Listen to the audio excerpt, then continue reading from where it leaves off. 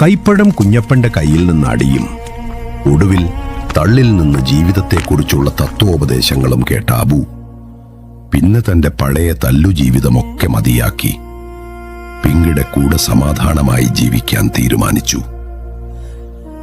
എങ്കിലും താൻ ഒരു യഥാർത്ഥ ഡോൺ ആണെന്ന് ലോകത്തിന് മുൻപിൽ തെളിയിക്കാനുള്ള ഒരുങ്ങലും പരിശീലനവുമായിരുന്നു ഓരോ ദിവസവും.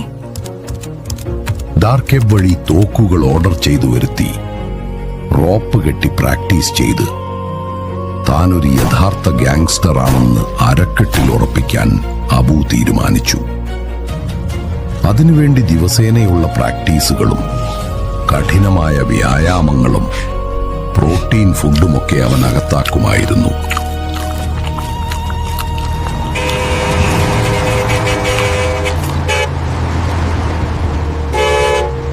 അങ്ങനെ ഇരിക്കുമ്പോഴാണ് ഷാജി പാപ്പൻ എന്തോ വലിയ വള്ളിയുമായി അങ്ങോട്ട് വന്നത്.